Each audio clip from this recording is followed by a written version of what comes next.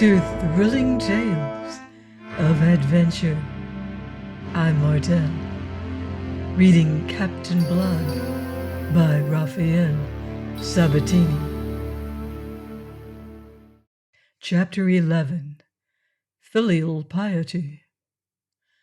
By virtue of the pledge he had given, Don Diego de Espinosa enjoyed the freedom of the ship that had been his, and the navigation which he had undertaken was left entirely in his hands. And because those who manned her were new to the seas of the Spanish Main, and because even the things that had happened in Bridgetown were not enough to teach them to regard every Spaniard as treacherous, cruel dogs to be slain at sight, they used him with the civility which his own suave urbanity invited. He took his meals in the great cabin with Blood, and the three officers elected to support him, Hagthorpe, Wolverstone, and Dyke. They found Don Diego an agreeable, even an amusing companion, and their friendly feeling towards him was fostered by his fortitude and brave equanimity in this adversity. That Don Diego was not playing fair, it was impossible to suspect. Moreover, there was no conceivable reason why he should not. And he had been of the utmost frankness with them. He had denounced their mistake in sailing before the wind upon leaving Barbados. They should have left the island to leeward, heading into the Caribbean and away from the archipelago. As it was, they would now be forced to pass through this archipelago again, so as to make Curacao. And this passage was not to be accomplished without some measure of risk to themselves. At any point between the islands they might come upon an equal or superior craft. Whether she were Spanish or English would be equally bad for them, and being undermanned as they were, in no case to fight. To lessen this risk as far as possible, Don Diego directed at first a southerly and then a westerly course, and so taking a line midway between the islands of Tobago and Grenada, they won safely through the danger zone and came into the comparative security of the Caribbean Sea.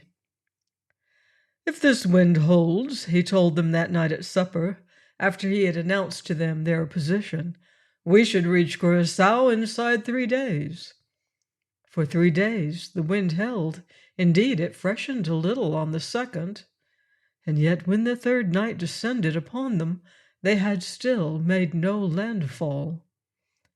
The Cinco Llagas was ploughing through a sea contained on every side by the blue bowl of heaven. Captain Blood uneasily mentioned it to Don Diego. "It will be for tomorrow morning," he was answered with calm conviction. "By the saints, it's always tomorrow morning with you Spaniards, and tomorrow never comes, my friend." "But this tomorrow morning is coming, rest assured. However early you may be astir, you shall see land ahead, Don Pedro." Captain Blood passed on, content, and went to visit Jeremy Pitt, his patient, to whose condition Don Diego owed his chance of life.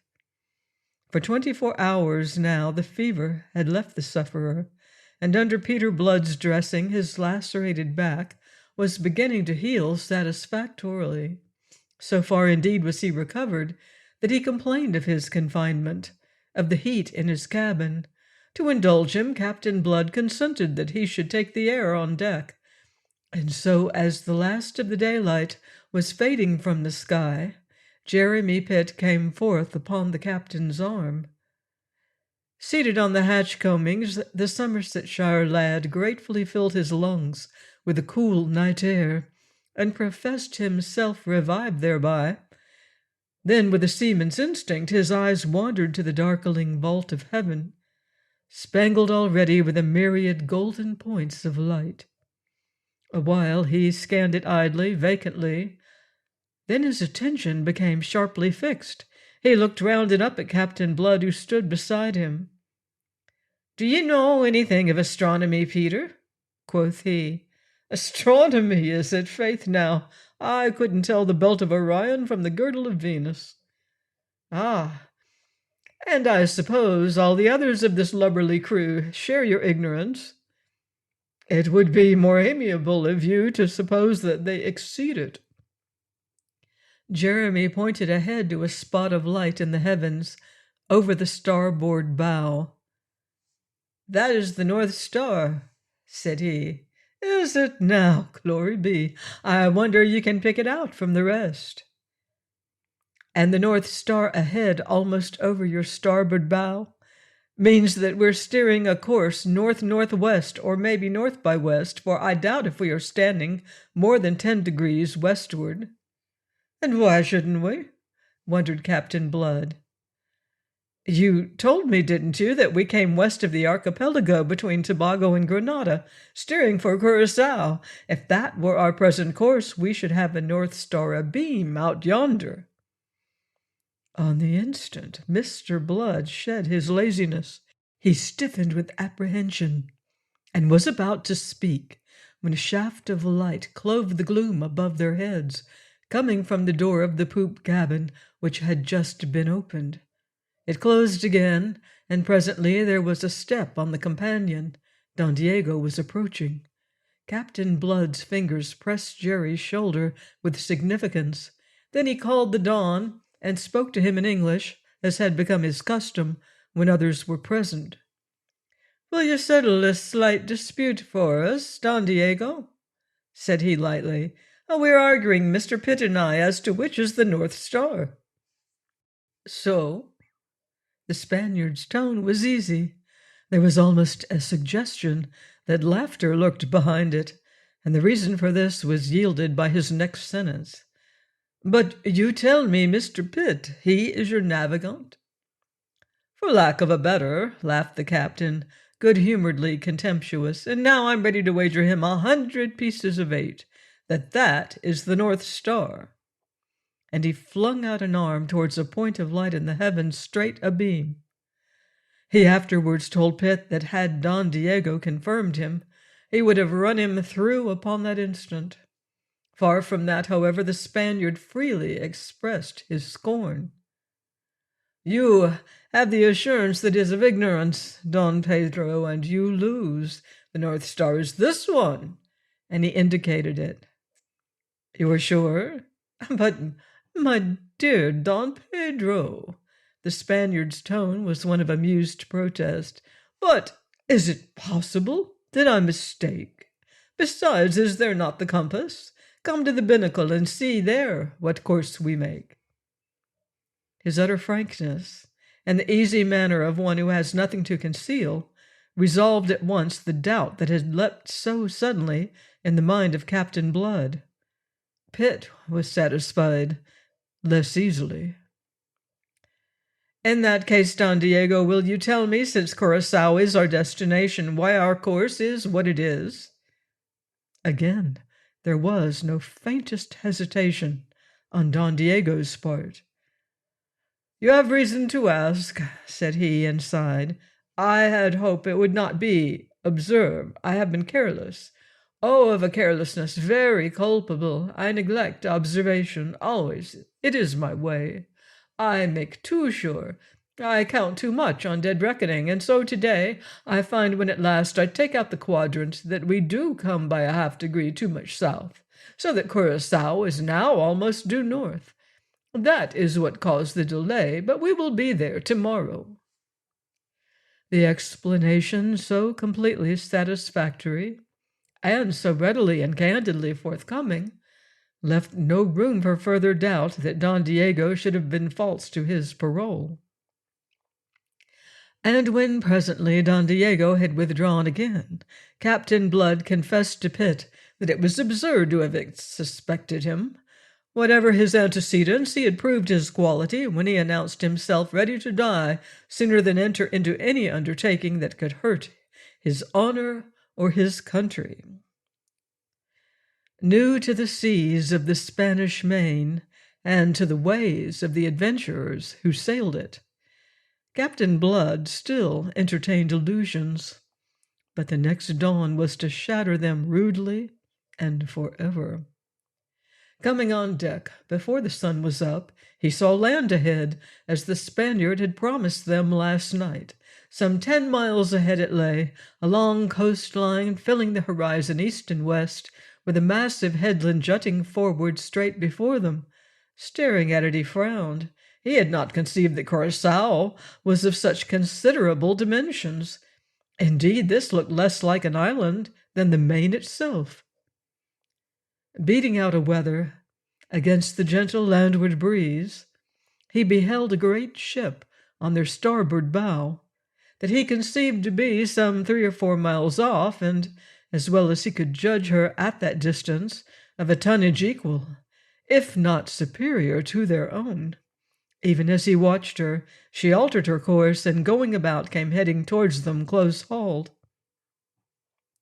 A dozen of his fellows were astir on the forecastle, looking eagerly ahead, and the sound of their voices and laughter reached him across the length of the stately Cinco Llagas. "There," said a soft voice behind him in liquid Spanish, "is the promised land, Don Pedro." It was something in that voice, a muffled note of exultation, that awoke suspicion in him and made whole the half-doubt he had been entertaining. He turned sharply to face Don Diego, so sharply that the sly smile was not effaced from the Spaniard's countenance before Captain Blood's eyes had flashed upon it. "You find an odd satisfaction in the sight of it, all things considered?" said Mr. Blood. "Of course." The Spaniard rubbed his hands, and Mr. Blood observed that they were unsteady. "The satisfaction of a mariner." "Or of a traitor? Which?" Blood asked him quietly. And as the Spaniard fell back before him with suddenly altered countenance that confirmed his every suspicion, he flung an arm out in the direction of the distant shore. "What land is that?" he demanded. "Will you have the effrontery to tell me that is the coast of Curacao?" He advanced upon Don Diego suddenly, and Don Diego, step by step, fell back. "Shall I tell you what land it is, shall I?" His fierce assumption of the knowledge seemed to dazzle and daze the Spaniard. For still Don Diego made no answer, and then Captain Blood drew a bow at a venture, or not quite at a venture. Such a coastline as that, if not of the Main itself, and the Main he knew it could not be, must belong either to Cuba or Hispaniola. Now, knowing Cuba to lie farther north and west of the two, it followed, he reasoned swiftly, that if Don Diego meant betrayal, he would steer for the nearer of these Spanish territories. "That land, you treacherous, forsworn Spanish dog, is the island of Hispaniola." Having said it, he closely watched the swarthy face, now overspread with pallor, to see the truth or falsehood of his guess reflected there. But now the retreating Spaniard had come to the middle of the quarter-deck, where the mizzen sail made a screen to shut them off from the eyes of the Englishmen below. His lips writhed in a snarling smile. "Ah, Pedro Ingles, you know too much," he said under his breath, and sprang for the captain's throat. Tight locked in each other's arms, they swayed a moment, then together went down upon the deck, the Spaniard's feet jerked from under him by the right leg of Captain Blood. The Spaniard had depended upon his strength, which was considerable, but it proved no match for the steady muscles of the Irishman, tempered of late by the vicissitudes of slavery. He had depended upon choking the life out of Blood, and so gaining the half-hour that might be necessary to bring up that fine ship that was beating towards them. A Spanish ship, perforce, since none other would be so boldly cruising in these Spanish waters off Hispaniola. But all that Don Diego had accomplished was to betray himself completely, and to no purpose. This he realized when he found himself upon his back, pinned down by Blood, who was kneeling on his chest, whilst the men summoned by their captain's shout came clattering up the companion. "Will I say a prayer for your dirty soul now, whilst I am in this position?" Captain Blood was furiously mocking him. But the Spaniard, though defeated, now beyond hope for himself, forced his lips to smile, and gave back mockery for mockery. "Who will pray for your soul, I wonder, when that galleon comes to lie board and board with you?" "That galleon!" echoed Captain Blood with sudden and awful realization that already it was too late to avoid the consequences of Don Diego's betrayal of them. "That galleon," Don Diego repeated, and added with a deepening sneer, "Do you know what ship it is? I will tell you. It is the Encarnacion, the flagship of Don Miguel de Espinosa, the Lord Admiral of Castile, and Don Miguel is my brother. It is a very fortunate encounter. The Almighty, you see, watches over the destinies of Catholic Spain." There was no trace of humor or urbanity now in Captain Blood. His light eyes blazed. His face was set. He rose, relinquishing the Spaniard to his men. "Make him fast," he bade them. "Truss him wrist and heel, but don't hurt him, not so much a hair of his precious head." The injunction was very necessary. Frenzied by the thought that they were likely to exchange the slavery from which they had so lately escaped for a slavery still worse, they would have torn the Spaniard limb from limb on the spot. And if they now obeyed their captain and refrained, it was only because the sudden steely note in his voice promised for Don Diego Valdez something far more exquisite than death. "You scum! You dirty pirate! You man of honor!" Captain Blood apostrophized his prisoner. But Don Diego looked up at him and laughed. "You underrated me." He spoke English so that all might hear. "I tell you that I was not fear death, and I show you that I was not fear it. You no understand, you just an English dog." "Irish, if you please," Captain Blood corrected him, "and your parole, you tyke of Spain." "You think I give my parole to leave you sons of filth with this beautiful Spanish ship to go make war on other Spaniards? Ha!" Don Diego laughed in his throat. "You fool! You can kill me. Pish! It's very well. I die with my work well done. In less than an hour you will be the prisoners of Spain, and the Cinco Llagas will go belong to Spain again." Captain Blood regarded him steadily out of a face which, if impassive, had paled under its deep tan. About the prisoner, clamant, infuriated, ferocious, the rebel's convict surged, almost literally athirst for his blood. "Wait!" Captain Blood imperiously commanded, and turning on his heel, he went aside to the rail. As he stood there deep in thought, he was joined by Hagthorpe, Wolverstone, and Ogle the gunner. In silence, they stared with him across the water at that other ship. She had veered a point away from the wind and was running now on a line that must, in the end, converge with that of the Cinco Llagas. "In less than half an hour," said Blood presently, "we shall have her athwart our hawse and sweeping our decks with her guns." "We can fight," said the one-eyed giant with an oath. "Fight!" sneered Blood. "Undermanned as we are, mustering a bare 20 men? In what case are we to fight? No, there would be only one way, to persuade her that all is well aboard, and that we are Spaniards, so that she may leave us to continue on our course." "And how is that possible?" Hagthorpe asked. "It isn't possible," said Blood, "if it—" And then he broke off and stood musing, his eyes upon the green water. Ogle, with a bent for sarcasm, interposed a suggestion bitterly. "We might send Don Diego de Espinosa in a boat manned by his Spaniards to assure his brother the admiral that we are all loyal subjects of his Catholic Majesty." The captain swung round, and for an instant looked as if he would have struck the gunner.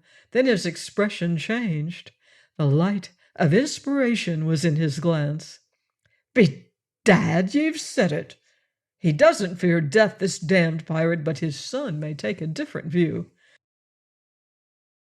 Filial piety's mighty strong in Spain."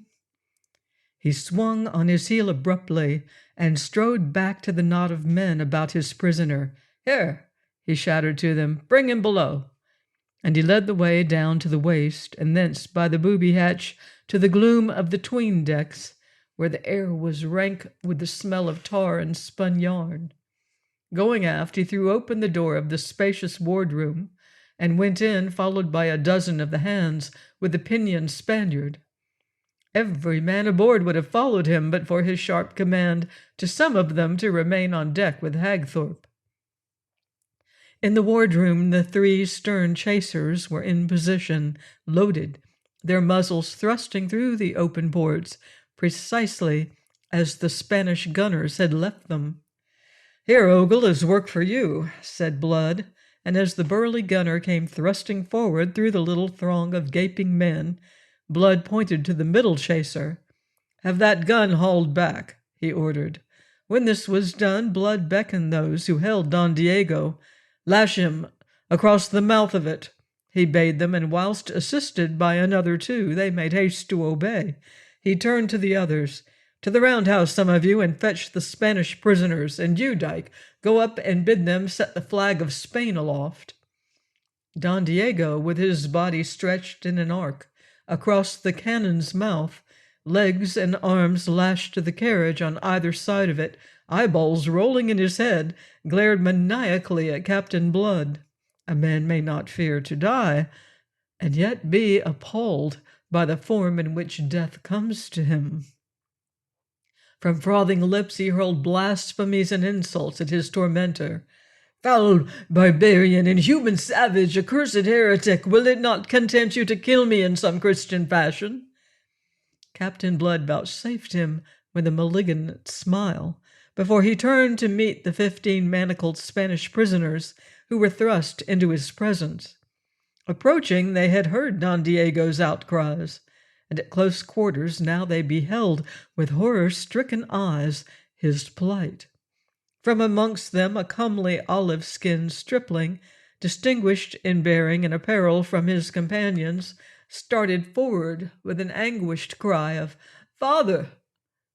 Writhing in the arms that made haste to seize and hold him, he called upon heaven and hell to avert this horror, and lastly addressed to Captain Blood an appeal for mercy that was at once fierce and piteous. Considering him, Captain Blood thought with satisfaction that he displayed the proper degree of filial piety.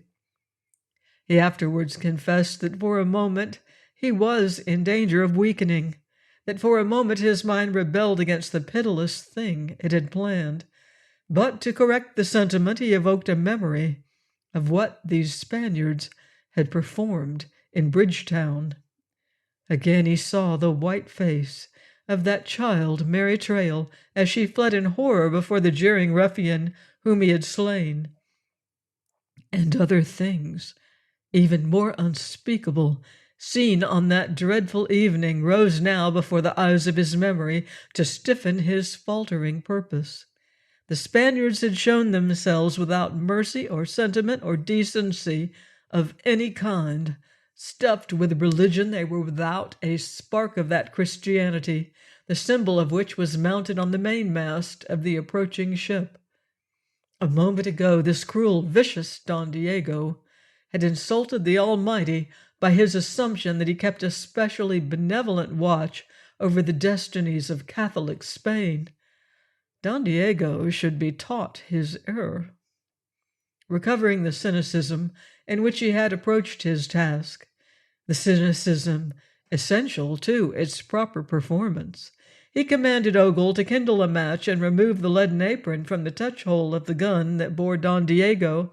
Then, as the younger Espinosa broke into fresh intercessions, mingled with imprecations, he wheeled upon him sharply. "Peace," he snapped. "Peace, and listen. It is no part of my intention to blow your father to hell, as he deserves, or indeed to take his life at all." having surprised the lad into silence by that promise, a promise surprising enough in all the circumstances, he proceeded to explain his aims in that faultless and elegant Castilian of which he was fortunately master, as fortunately for Don Diego as for himself. It is your father's treachery that has brought us into this plight, and deliberately into risk of capture and death aboard that ship of Spain. Just as your father recognized his brother's flagship, so will his brother have recognized the Cinco Llagas. So far, then, all is well, but presently the Encarnacion will be sufficiently close to perceive that here all is not as it should be. Sooner or later she must guess or discover what is wrong, and then she will open fire, or lay us board and board. Now, we are in no case to fight, as your father knew when he ran us into this trap, but fight we will if we are driven to it. We make no tame surrender to the ferocity of Spain. He laid his hand on the breech of the gun that bore Don Diego. Understand this clearly. To the first shot from the Encarnacion, this gun will fire the answer. I make myself clear, I hope. White-faced and trembling, young Espinosa stared into the pitiless blue eyes that so steadily regarded him. If it is clear, he faltered, breaking the utter silence in which all were standing. But name of God! How should it be clear? How should I understand? Can you avert the fight if you know a way, and if I or these can help you to it? If that is what you mean, in heaven's name, let me hear it. A fight would be averted if Don Diego de Espinosa were to go aboard his brother's ship, and by his presence and assurances inform the admiral that all is well with the Cinco Llagas, that she is indeed still a ship of Spain, as her flag now announces. But, of course, Don Diego cannot go in person because he is otherwise engaged. He has a slight touch of fever, shall we say, that detains him in his cabin, but you, his son, may convey all this, and some other matters, together with his homage to your uncle. You shall go in a boat manned by 6 of these Spanish prisoners, and I, a distinguished Spaniard delivered from captivity in Barbados by your recent trade, will accompany you to keep you in countenance. If I return alive, and without accident of any kind to hinder our free sailing hence, Don Diego shall have his life, as shall every one of you. But if there is the least misadventure, be it from treachery or ill fortune, I care not which, the battle, as I have had the honor to explain, will be opened on our side by this gun, and your father will be the first victim of the conflict. He paused a moment. There was a hum of approval from his comrades, an anxious stirring among the Spanish prisoners. Young Espinosa stood before him, the color ebbing and flowing in his cheeks. He waited for some direction from his father, but none came. Don Diego's courage, it seemed, had sadly waned under that rude test. He hung limply in his fearful bonds and was silent. Evidently he dared not encourage his son to defiance, and presumably was ashamed to urge him to yield. Thus he left decision entirely with the youth. "Come," said Blood, "I've been clear enough, I think. Now what do you say?" Don Esteban moistened his parched lips, and with the back of his hand mopped the anguished sweat from his brow. His eyes gazed wildly a moment upon the shoulders of his father, as if beseeching guidance. But his father remained silent.